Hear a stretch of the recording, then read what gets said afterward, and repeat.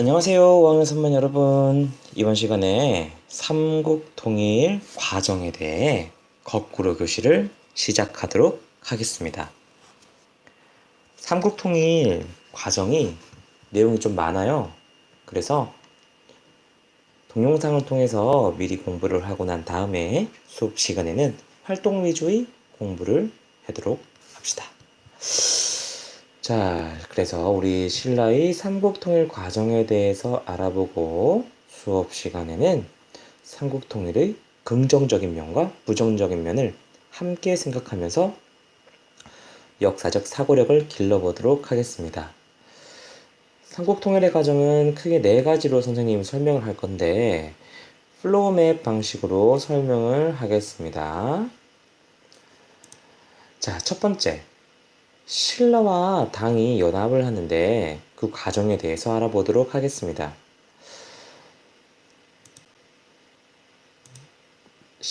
백제의 마지막 왕인 의자왕은 젊었을 때는 굉장히 능력이 좋았어요. 그래서 의자왕이 젊었을 때 백제가 신라를 공격하게 됩니다.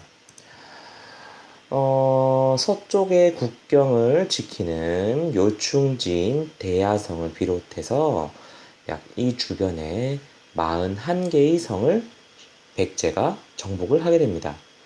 그 과정에서 김춘추의 딸과 사위가 죽게 되죠. 당연히 신라와 백제는 원수 사이가 되고 맙니다. 그래서 신라는 위기를 맞게 돼요. 이때 등장한 왕이 바로 선덕여왕입니다. 선덕여왕은 불교로 나라를 재건하려고 합니다. 그래서 만든 것이 바로 황룡사 9층 목탑. 목탑을 9층, 9층을 쌓아서 지은 매우 높은 신라의 상층과도 같은 건물이었습니다.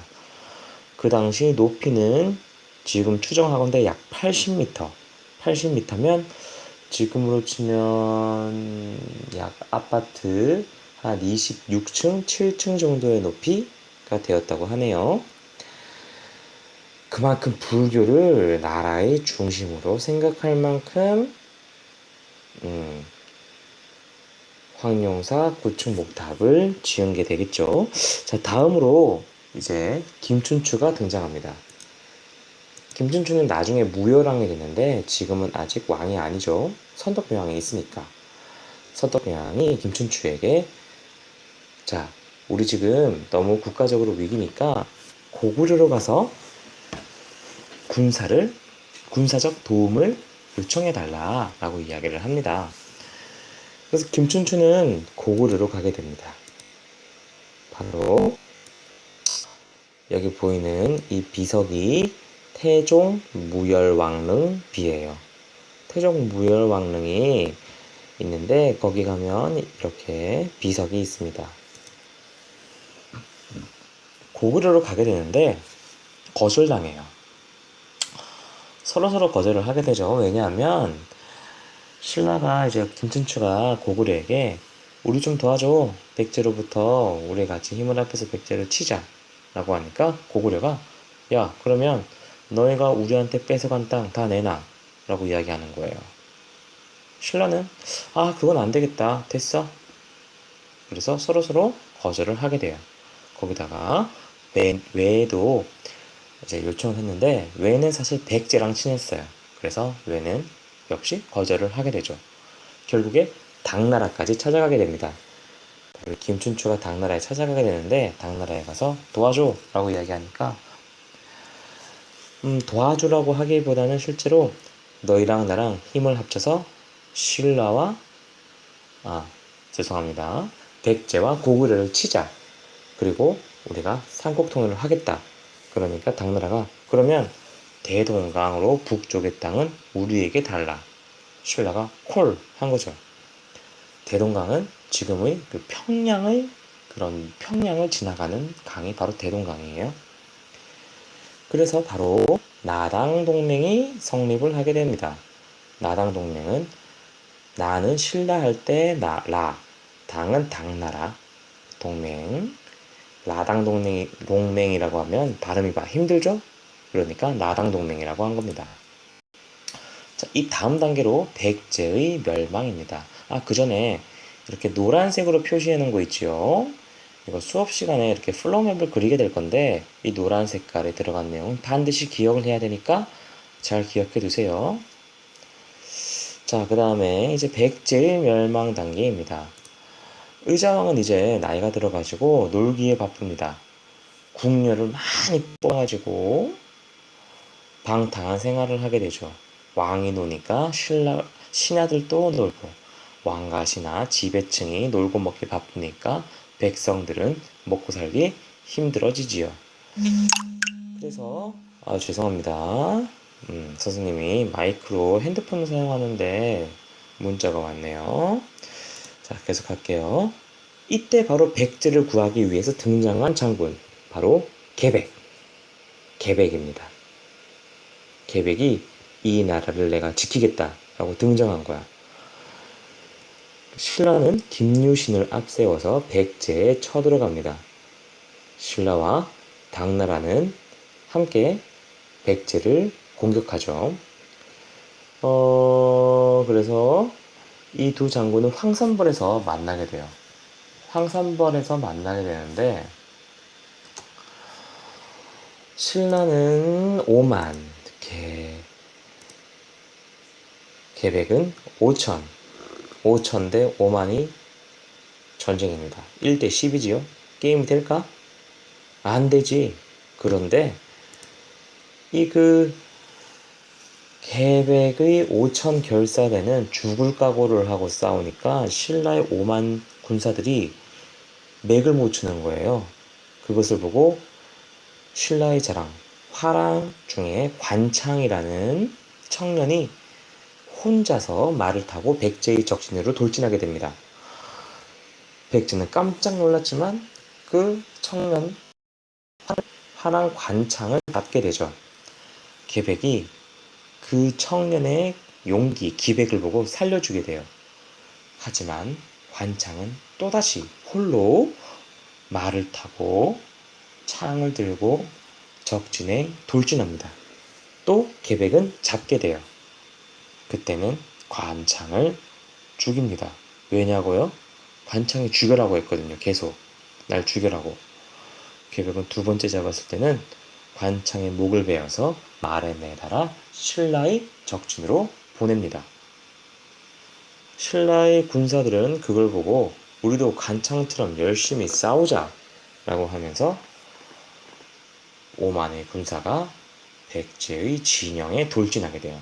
그래서 백제는 황산벌의 전투에서 전멸을 당하게 되고 결국 김유신 신라와 당은 백제의 수도 사비성을 함락하게 됩니다. 그래서 백제가 멸망을 하게 되는 거죠. 자, 그 다음에 이제 고구려 멸망 차례입니다. 고구려는 신라와 당이 계속 공격을 하지만 고구려는 강했어. 그래서 바로 멸망을 하진 않아요.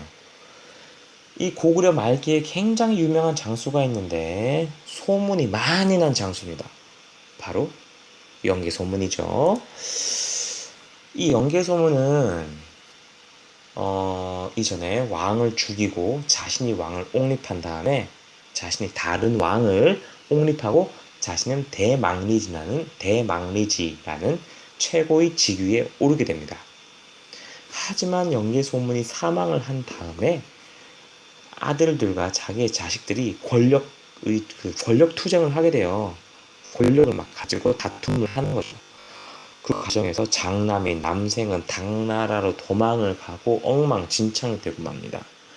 고구려는 그 과정에서 지배층이 막 권력을 가지고 싸우다 보니까 이제 나라의 힘이 약해진 거죠. 그래서 결국 신라와 당의 지속적인 공격으로 약해져서 고구려도 멸망을 하게 됩니다.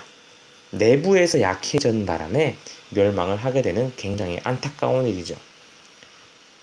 그러면 이래서 신라가 당과 연합해서 백제도 멸망하고 고구려도 멸망시켰다.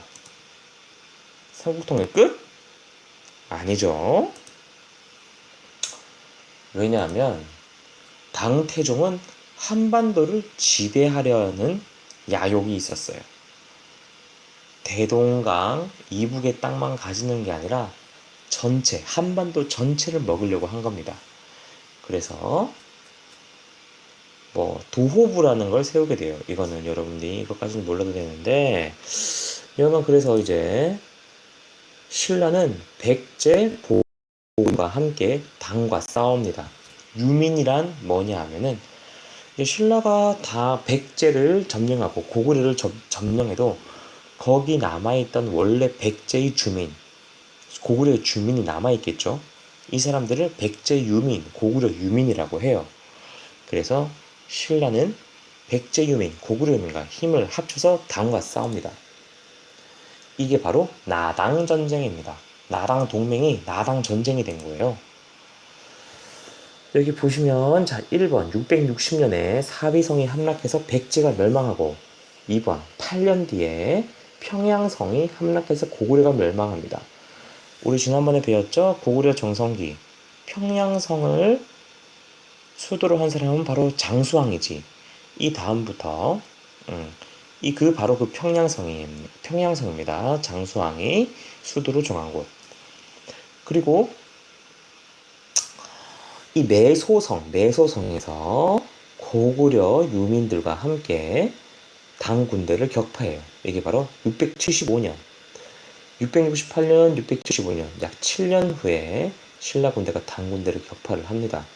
그리고 다시 1년 뒤에 신라 수군이 고구려 유민과 함께 기벌포에서 전투를 벌입니다.